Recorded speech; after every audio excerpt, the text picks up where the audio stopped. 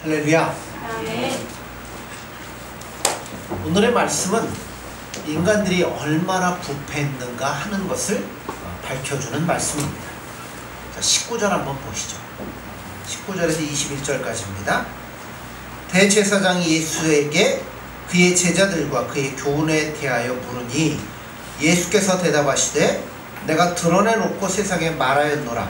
모든 유대인들이 모이는 회당과 성전의 상상 가르쳤고 은밀하게는 아무것도 말하지 아니하였거늘 어찌하여 내게 묻느냐. 내가 무슨 말을 하였는지 들은 자들에게 물어보라. 그들이 내가 하던 말을 아느니라. 자, 19절 말씀에는 상당히 깊은 뜻이 담겨져 있습니다. 본문을 보면 대제사장이 예수님께 나와서 그 제자들과 그 교훈에 대하여 물어보게 됩니다. 자, 이게 무슨 뜻인 것 같습니까? 대제사장이 예수님과 그의 제자들과 예수님의 말씀에 대해서 물어봤다고 그랬어요.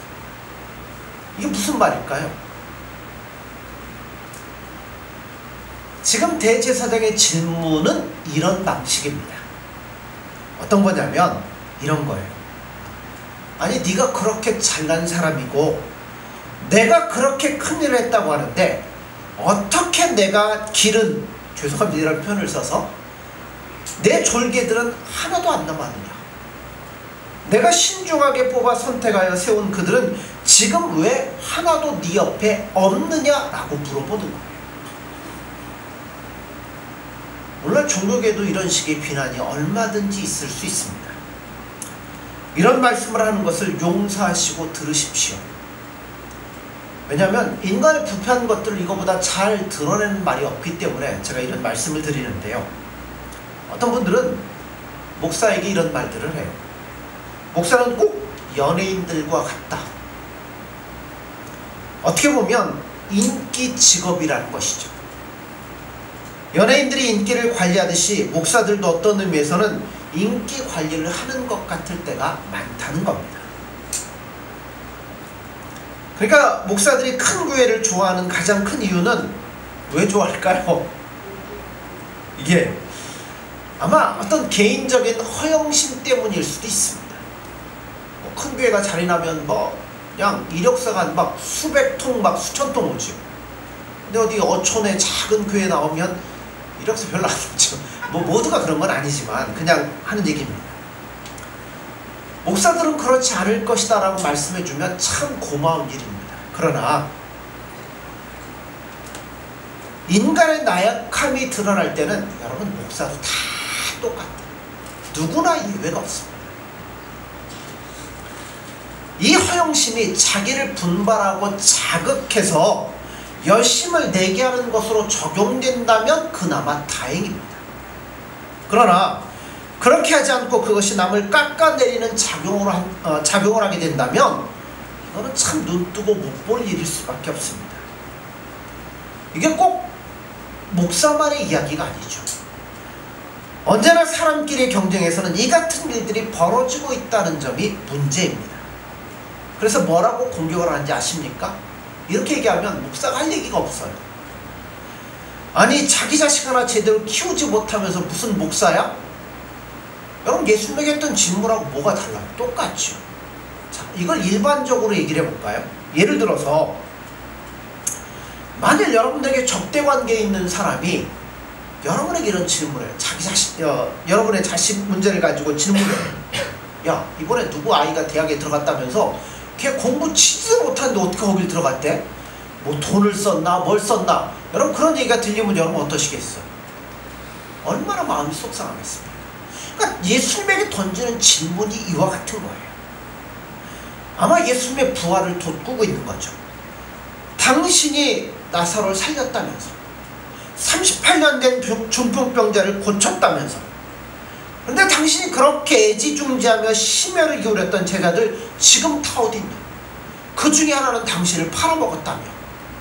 여러분 예수님에게 이런 질문으로 공격을 하고 있는 거예요. 왜 이 대목이 중요하냐면 이 대목이야말로 우리가 십자가 사건에서 놓치지 말아야 되는 대목입니다. 이 질문을 통해서 우리 뭐 대제사장이 나쁘고 그걸 보자는 게 아니에요. 죄 아래 놓이는 인간들이 얼마나 부패 있는가 하는 것들을 우리가 보자는 거예요. 우리 얘기예요. 그거를 누구를 통해서 보여주냐면 대제사장을 통하여서 예수님은 우리에게 가르쳐주고 싶어 하시는 거예요. 자, 이 내용을 조금 더 자세하게 다루고 있는 부분이 있습니다. 마태복음 26장을 한번 보실래요?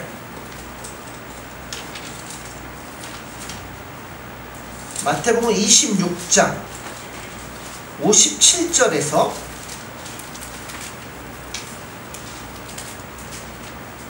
68절까지입니다. 신약성경 마태복음 26장 57절에서 68절입니다. 교독합니다. 예수를 잡은 자들이 그를 끌고 대제사장 가야바에게로 가니 거기 서기관과 장로들이 모여있더라. 그들과 예수를 따라 대제사장의 집들에 가서 그 결말을 보려고 안에 들어가 하인들과 함께 앉아있더라. 대제사장들과 온 공회가 예수를 죽이려고 그를 칠 거짓 증거를 찾음에 거짓 증인이 많이 나왔으나 얻지 못하더니 후에 그 사람이 와서 이르되 이 사람의 말이 내가 하나님의 성전을 헐고 사흘 동안에 지을 수 있다 하더라 하니 대제사장이 일어나서 예수를 보자고 아무 대답도 없느냐 이 사람이 너를 치는 증거가 어떠하냐. 예수께서 침묵하시거늘 대제사장이 이르되 내가 너로 살아계신 하나님께 맹세하게 하노니 내가 하나님의 아들 그리스도인지 우리에게 말하라. 예수께서 이르시되 내가 말하느니라. 그러나 내가 너희에게 이르노니 이후에 인자가 권능의 우편에 앉아있는 것과 하늘 구름을 타고 온 것을 너희가 보리라 하시니. 이에 대제사장이 자기 옷을 찢으며 이르되 그가 신성 모독하는 말을 하였으니 어찌 더 증인을 요구하리요? 보라 너희가 지금 이 신성 모독하는 말을 들었도다. 너희 생각은 어떠하냐? 대답하여 이르되 그는 사형에 해당하니라 하고. 이에 예수의 얼굴에 침 뱉으며 주먹으로 치고 어떤 사람은 손바닥으로 때리며 이르되 그리스도야 우리에게 선지자 노릇을 하라. 너희 친자가 누구냐 하더라. 아멘. 자, 여러분들이 이 말씀을 읽는 동안에 전체적인 분위기가 어떤 것 같습니까?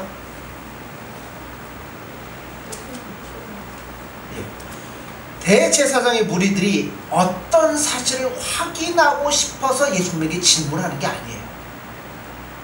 단지 어떤 선입관으로 예수님을 죽이고 싶어서 증오심에 불타오르며 이를 진행시키고 있는 것을 마태복음 26장을 읽다 보면 우리가 느껴지게 되는 거예요. 자, 무엇이 옳고 예수님에게 무엇이 옳고 무엇이 그르냐를 살피고 확인하기 위해서 결박하고 신문을 하는 게 아니에요. 오로지 예수님을 향하여 갖고 있는 증오심을 충족시키고 급기야는 죽이려고 온갖 것들을 찾아내기 위해서 질문하고 있어요. 하도 안 되니까 이제는 뭐까지 질문해요? 거짓 증인까지 동원해서 예수를 걸고 넘어지려고 하지만 아무것도 찾을 수가 없습니다. 근데 그 중에 거짓 증인이 있었어요. 그 중에 두 사람이 와서 이런 이야기를 합니다. 이 사람이 말하기를 하나님의 성전을 헐고 사흘 만에 짓겠다고 말했어요. 여러분, 이 말의 참뜻은 성전이라는 건축물을 가리켜 말씀하는 게 아님을 우리는 알잖아요. 누구요? 예. 성전된 자기의 몸을 가리켜 말씀하는 거예요. 우리를 대신하여 십자가에 죽으시고 사흘 만에 부활하셔서 구원을 완성시키시는 이야기를 해요. 그러면 이 이야기를 할 때 뭐라고 물어봐야 돼요? 이렇게 말한 의도가 뭐냐? 여기 어떤 의미가 담겨있냐? 이렇게 물어봐야 되잖아요. 그런데 그런 것들은 전혀 상관 안 해요. 왜냐하면 그런 관심 없거든. 오직 관심은 어떻게 하면 예수님을 꼬투리 잡아 죽일 수 있을까? 그러니까 어떤 말씀을 줘도 이들은 그 말씀이 소용이 없습니다. 정말 네가 그 말을 했느냐? 이것만 관심이 있는 거예요. 그래서 예수님 뭐라고 그래요? 내가 그렇게 했다. 대답을 하시죠. 그리고 앞으로 심판날에 인자가 하늘 아버지의 권능의 보좌 우편에 앉은 것과 구름을 타고 올 것을 너희가 볼 것이다 라고 덧붙여서 말씀을 합니다. 이렇게 말씀하다 대제사장이 뭐라고 그러겠어요? 잘 됐죠. 그렇잖아도 꼬투리를 잡으려고 하는데 이 말씀을 하니까 얼마나 잘 됐습니까? 그래서 어떻게 해요? 자기 옷을 찢습니다. 저가 참담한 말을 하였으니 어찌 더 증인을 요구하려 하고는 때리고 매질하고 이제 사형에 예수님을 넘겨주게 됩니다. 여기서 우리가 유의해서 살필 것이 있어요. 그것은 우리도 사람 사이에 증오심을 갖고 대하면 대제사장과 똑같은 행동이 나타날 수밖에 없습니다. 상대방의 한 말의 의미가 뭔가를 따지지 않고 뭐만 붙잡고 들어줘요? 꼬투리 붙잡고 들어지죠. 우리 이거 어디서 많이 봐요? 정치하는 거 보면 없지. 무슨 얘기했는지 의미는 없고 뭔 얘기 꼬투리만 잡아고 서로 물고 들어지잖아요. 그러니까 상대방을 칠 근거를 찾으려고 하는데 여러분 이게 우리의 죄악된 인간의 성품이고 본 모습이에요. 그러니까 정치를 보면서 우리는 누굴 봐야 돼요? 네, 죄 안에 있는 나의 모습을 보고 예수님의 은혜와 사랑을 구하셔야 돼요. 이게 우리의 본능이에요. 결국 우리는 우리의 본성 저 밑바닥엔 사람에 대해서 하나님에 대해서 좋은 마음을 갖고 있지 않던 게 우리들이에요. 이게 성경이 우리에게 지적하고 요구하고 싶은 겁니다. 더구나 예수님께서는 우리에게 사랑을 베풀어 주시며 빛을 비추시고 영생을 주러 오셨어요. 한 번도 우리에게 손에 끼치는 일 하신 적이 없어요. 오히려 배고픈 자에게 먹을 것 주시고 목마른 자에게 물을 주셨어요. 병든 자를 고쳐주신 이에게 어떻게 이같이 증오심으로 대할 수 있을까? 그것도 하나님과 제일 가깝다고 하는 대제사장. 평범한 사람이 그랬다면 모르겠어요. 근데 대제사장이 이런 일을 하고 있는 거예요. 그러므로 우리가 오늘 본문의 이 대화를 자세히 유념해서 보셔야 돼요. 대제사장 예수님께서 그 가르치신 교훈과 제자들에 관해 물으니 예수님 대답하기를 뭐라고 대답하셔요? 나는 항상 드러내놓고 말하였노라. 모든 유대인들이 모이는 회당과 성전에 가르쳤고 은밀히는 아무것도 말하지 아니할거늘 대제사장쯤 되는 내가 모른다니 말이 되느냐? 이런 식으로 예수님이 대답을 하신 거예요. 무슨 뜻이냐면 이런 거죠. 대제사장이면서도 예수님의 가르침과 교훈과 행적에 대해서는 아무것도 깨우치는 것이 없고 다만 죽이려는 마음만 높아가더라는 것을 예수님이 지적을 하시는 거예요. 이것이 인간 본성에 깊이 뿌리박고 있는 부패한 본성인 거예요. 예를 들어 어떤 분이 어쩌다가 잘못돼가지고 화상을 입었어요. 치료를 하고 이제 처음으로 붕대를 다 풀고 거울을 봤을 거 아니에요? 그럼 뭐가 비치겠어요? 일그러진 자기 얼굴이 비치겠죠. 그럼 마음이 아파갖고 뭐 하겠어요? 거울을 냅다 집어서 깨겠죠. 여러분 죄라는 것도 마찬가지. 빛이신 예수님이 우리 앞에 왔어요. 그 일그러진 우리들의 모습을 예수님을 통해서 보여주셨어요. 그럼 뭐 해야 돼요? 회개하고 뉘우치고 고쳐야 되는데 안 고치고 뭐 한 거예요? 빛을 지워버리고 마는 겁니다. 그게 부패한 인간의 모습인 거예요. 이런 의미에서 신자들은 끊임없이 겸손하게 은혜를 구하며 통회하는 마음을 가지고 예수님께 매달리셔야 됩니다. 이것을 잘 보여주는 대표적인 예가 누구냐면 다윗이에요. 다윗의 생애는 전기와 후기로 둘로 나눠집니다. 뭘 기준으로 나눠질까요? 밧세바 사건을 기준으로 나눠집니다. 밧세바 사건 이전의 전개는 바울이 아니라 다윗이 어땠어요? 물맷돌로 골리앗을 보기 좋게 때려 눕힙니다. 자기를 죽이려고 하는 사울에게 뭐예요? 화 한 번 내지 아니하고 그저 묵묵히 도망만 다닙니다. 그러나 밧세바 사건, 그러니까 밧세바 사건을 기준으로 달라지는데, 그래서 밧세바 사건 이전에는 누구와의 싸움이냐면 다윗과 외부적인 것과의 싸움. 그런데 밧세바 사건 있고 난 이후에는 모두가 자신과의 싸움입니다. 왕국 내 일어난 반란 사건들도 다윗은 다 뭐라고 그래요? 나에게 문제가 있다고 스스로에게 싸움으로 수렴해 나가기 시작합니다. 그러면서 다윗이 변화가 되기 시작해요. 다윗이라는 신앙의 사람이 철저하게 변화가 되기 시작하는데, 그래서 나온 유명한 다윗의 고백이 있습니다. 하나님께서 구하시는 제사는 상한 심령이라. 여러분, 이 고백이 그냥 나온 게 아니에요. 다윗이 깨닫기를 인간이란 얼마나 부패하고 무능하며 이 완악한 존재인가를 절실히 깨닫고 난 이후에 나중에 다윗의 입을 통해서 나온 고백이 뭐예요? 하나님이 원하시는 것은 상한 심령이라는 거죠. 지금 예수님의 순환 앞에서 대제사장을 통하여 우리들에게 보여주시는 가장 중요한 메시지가 뭐냐면, 인간의 죄가 얼마나 무서운가, 어떻게 이렇게까지 악해지고 나빠지고 더러워지고 추해질 수 있는가 하는 것들을 보여주시면서 그게 바로 우리라라고 말씀하는 거예요. 그래서 우리는 여러분 자신하시면 안 돼요. 근데 어떤 분들은 종교적인 행위들 때문에 열심히 내가 어떤 종교적인 일을 하고 봉사를 하고 뭐 교회를 위해 헌신하면 잘 되는 것 같아요.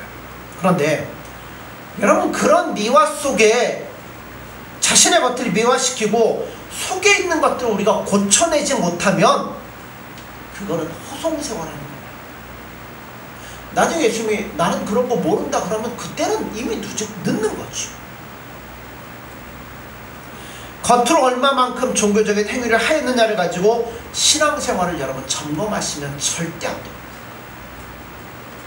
변하셔야 돼요.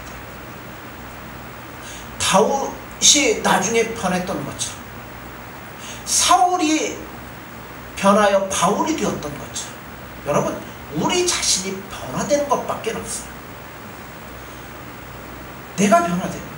내 눈에서 사나움이 사라지고 우리 마음의 시기와 증오, 회방하는 마음이 없어지셔야 돼요.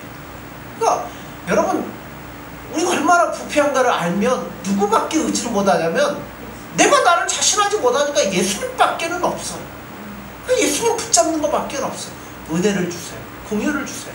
예수님 나에게 사랑을 주세요. 그러다 보면 그 사랑에 젖어 살다 보면 누가 바꿔지는 거예요? 내가 바꿔지는 거죠. 미워하고 증오하던 내가 여러분 사랑하게 되고 용서하게 되고 이해하게 되고, 그런 것들이 나를 주장하는 모습으로 바꿔져야 되는 거지, 종교 생활을 얼마나 했는데 내가 그거는 중요한 게 아닌 거죠. 더욱 놀라운 건 이것입니다. 이 제사장이 왜 이런 일을 했으며 그들이 하는 일의 궁극적인 목표가 무엇이냐는 거예요. 왜 그랬을까요? 왜 이렇게 할까요? 결국 이들은 하나님을 하나님으로 인정하지 않고 자신을 위해서만 그들의 인생에 존재했기 때문에 이러한 일들을 서슴없이 저지르게 됐던 겁니다. 여러분, 우리도 예외 아니에요. 우리도 혹시 신앙이란 이름으로 하나님을 경배하고 예수님께 영광을 돌리는 것이 아니라 단지 그 모든 것들은 거치장과 구에 굳힐 뿐 아니라 나 자신을 위해서만 오직 종교적인 행위를 하고 있지 않는지 살펴보셔야 된다는 거예요. 마태복음 26장에 우리 읽었죠. 거기 보면 거짓 증인을 세우는데 이 두 사람이 하는 말이 예수님의 성전을 알고 사흘 만에 다시 짓겠다고 증언을 했어요. 이에 대해서 신문하자 예수님이 잠잠하셔. 그래서 유도 질문을 하기 시작해요. 자, 63절에 보세요. 예수께서 침묵하시거늘 대제사장이 이르시되 내가 너로 살아계신 하나님께 맹세하게 하노니 내가 하나님의 아들 그리스도인지 우리에게 말하라. 자, 뭘 들먹여서 얘기를 하죠? 하나님께 맹세하노니. 자, 그가 가진 제사장의 직분으로 하나님의 이름을 쓰는데 무엇에 사용하고 있어요? 예. 하나님을 위해서 쓰는 게 아니라 예수님 죽이려고, 오직 예수님을 증오하고 죽이려는 그의 마음의 계획을 결실시키기 위해서 하나님의 맹세를 사용하는 겁니다. 예수님이 답변하자 그 다음에 행동이 뭐예요? 자, 65절을 보세요. 이에 대제사장이 자기 옷을 찢으며 이르되 그가 신성 모독하는 말을 하였으니 어찌 더 증인을 요구하리요? 보라, 너희가 지금 이 신성 모독하는 말을 들었도다. 자, 마침 예수님 말씀하자 뭐예요? 잘 됐다는 겁니다. 이런 하나님을 모욕하는 말을 하다니 이 말을 듣는 것만으로도 더는 못 참겠다는 겁니다. 그래서 뭐를 해요? 옷을 찢습니다. 여러분, 얼마나 잘난 행동 같습니까? 그러나 그 행동으로 누구를 죽여요? 예수님을 죽이는 겁니다. 예를 들어서 성도들 중에 주의를 못 지키는 경우들이 얼마든지 있을 수 있어요. 몸이 아프다든가 아니면 어떤 일이 있다든가 그것 때문에 우리가 못 나올 수 있어요. 못 나온다고 우리가 천국 못 가는 것도 아니지만, 자, 그런데 어떤 분이 그거를 보고 참지 못해서 이렇게 얘기를 해요. 아니, 주일날 교회를 빼먹다니. 물론 우리가 예수님 앞에 나와 예배 드리는 것 옳죠. 그 말 자체는 옳아요. 그런데 왜 이 말을 했을까요?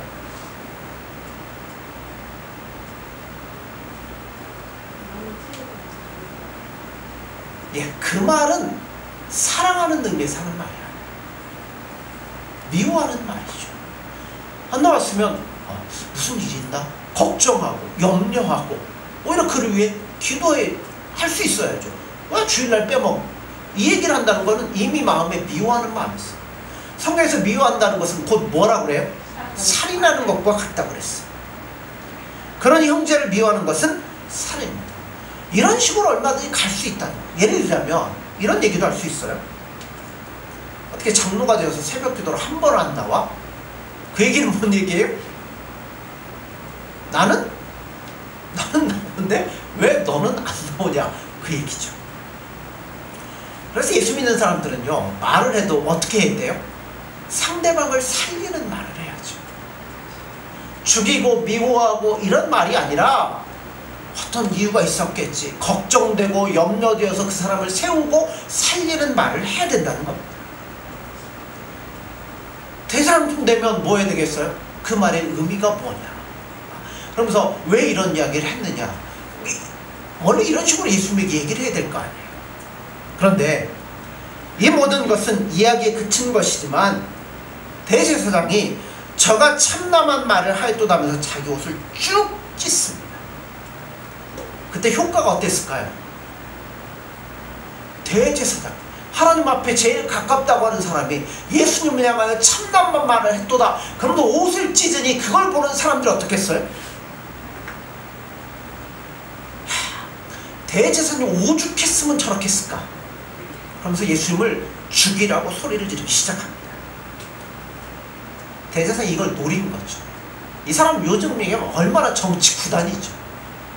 찢으면서. 그러나 이 모든 행동들은 하나님을 위해서가 아니었어요. 모두 자기 욕심과 목적을 채우기 위하여서 종교적인 형식을 빌린 제스처에 불과한 겁니다.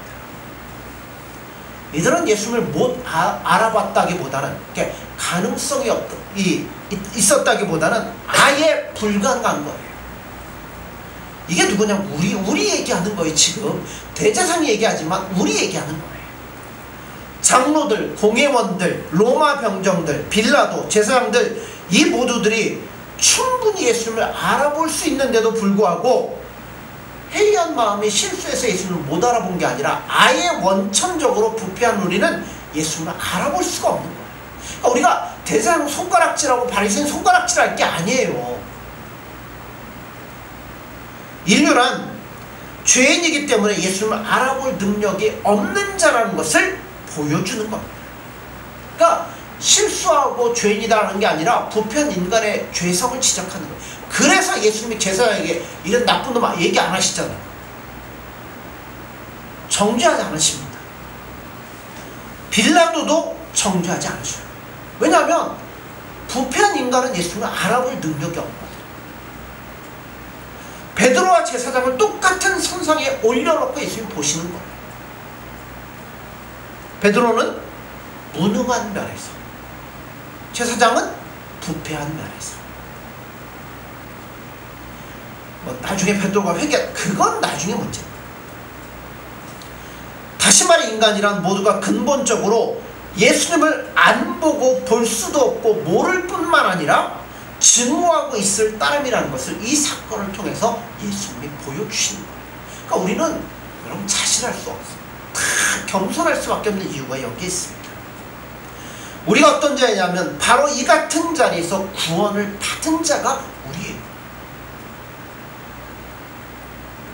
이 같은 주제는 신구약 어디서나 등장하는 공통된 주제입니다. 자, 성경을 볼까요? 구약성경 말라기, 구약성경 맨 끝에 있어요. 그러니까 마태복음 바로 앞입니다. 말라기 1장 6절에서 10절입니다.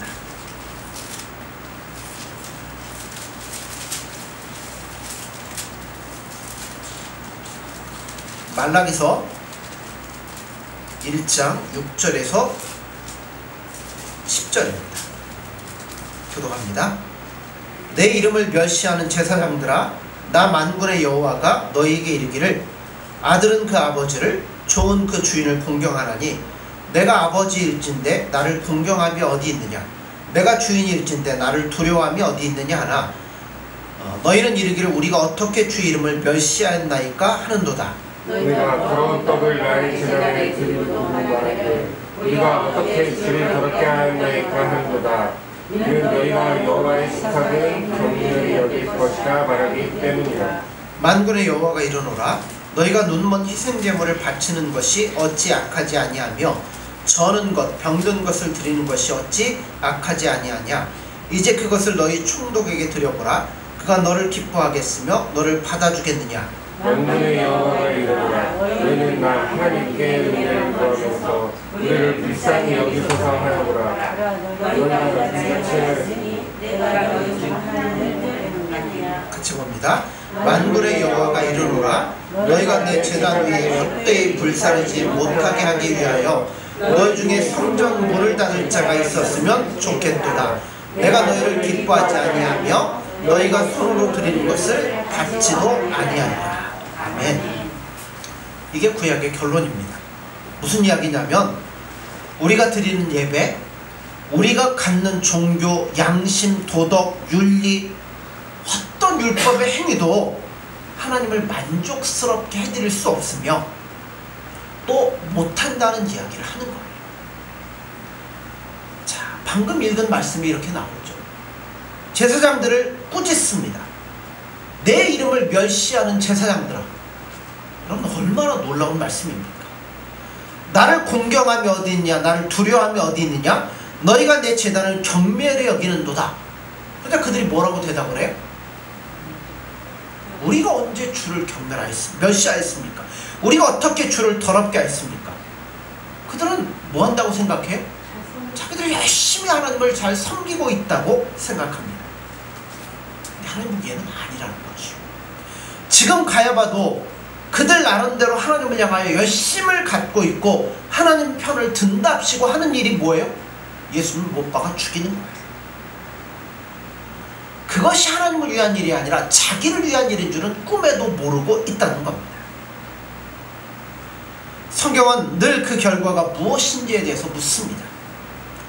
하나님을 사랑하는지 안 하는지를 이웃을 사랑하는가 안 하는가로 보신다는 거예요. 이웃을 사랑하지 않으면 하나님 사랑하지 않는다는 겁니다. 기껏 하나님을 위해 열심을 내어놓고는 하나님의 편을 들지 못하는 신앙생활 얼마든지 할 수 있어요. 자기가 열심을 부렸는데 결과는 사람의 생명을 죽여놓는 일들이 얼마나 많은지 모릅니다. 그러므로 여러분 열심히 능사가 아니에요. 거기에 사랑이 있는가를 보셔야 돼요. 정말 예수님의 사랑에 목말라 그 사랑에 젖어서 그 사랑이 나를 통해 드러나고 있는지를 보셔야지 열심히 능사가 아니고 헌신이 능사가 아니고 이런 게 능사가 아니에요. 사랑이 있고 긍휼이 있고 예수님의 은혜가 있어요. 그게 없다면 여러분 스스로 속고 있는 것에 불과하다는 겁니다. 바울은 그걸 잘 보여주는 게 누구예요? 바울이잖아요. 하나님을 향한 열심으로 스데반을 때려잡는 일에 서슴없이 앞장섰습니다. 자기 딴에는 잘했다고 생각했는데 다메섹 도상에서 예수님이 이렇게 그를 꾸짖죠. 사울아 사울아 내가 어찌하여 나를 핍박하느냐. 여러분 이 부분은 우리 신앙에 있어서 너무나 중요한 부분입니다.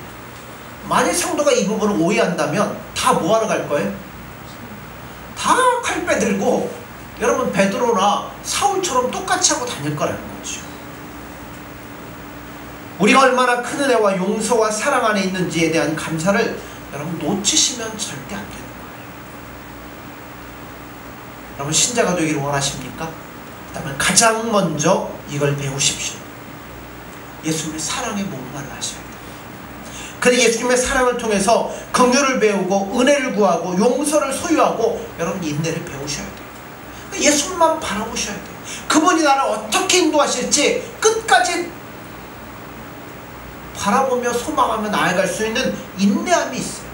그리고 예수님의 사랑이 내 안에 넘칠 때 비로소 용서할 수 있는 마음이 우리 안에 주어지는 겁니다. 아직 여러분의 마음에 심판이 있고 조급함이 있고 분노가 있고 시기가 있다면 여러분 우리는 뭔가 중요한 것들을 놓치고 있다는 겁니다. 우리는 대제사장과 똑같은 사람이었어요. 우리가 그렇게 손가락질하는 대제사장과 우리가 다를 게 없어요. 그런데 그런 우리를 뭐 하신 거예요? 예수님이 사랑하신 거예요.